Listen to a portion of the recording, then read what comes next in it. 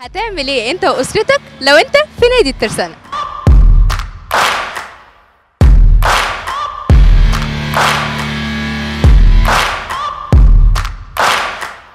النادي هتلاقي فيه كل الاجواء اللي انت محتاجها، الجو الهادي الصبح والجو العائلي موجود كمان بالليل وجو الصحاب، وغير ان انت هتلاقي كل الحاجات اللي انت محتاجها من اكل وشرب وسناكس في كل الحدائق الموجوده في النادي، حديقه مصطفى رياض وحديقه الشواكيش وحديقه مصطفى كلان.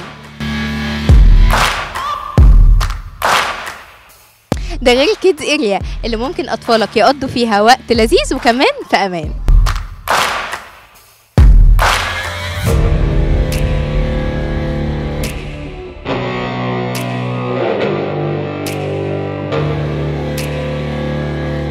ومفيش صيف من غير حمام سباحه، في حمام السباحه الاولمبي وحمام السباحه النصف اولمبي اللي ممكن تقضي فيه وقت لطيف جدا، وغير ان انت ممكن تنزل البول، فانت ممكن تقعد على حمام السباحه مع الميوزك اللطيفه، هتقضي وقت لذيذ.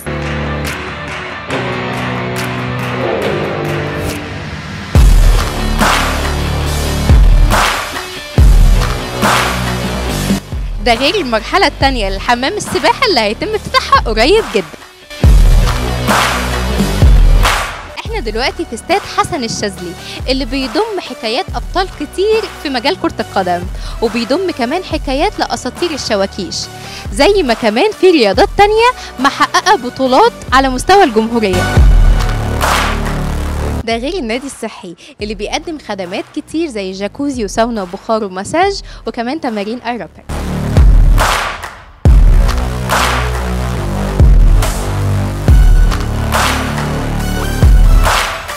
ده غير الجيم اللي بيقدم خدمات زي الايروبكس والفتنس من خلال اجهزه مختلفه.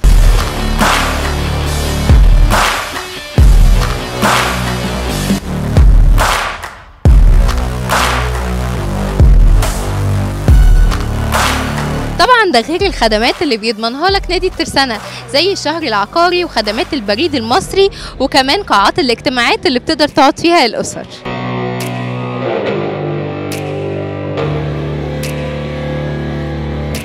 ونادي الترسانة بيضم أنشطة كتير ممكن أولادك وبناتك يبقوا أبطال المستقبل فيها، زي الكاراتيه وكرة السلة وغيرهم كتير.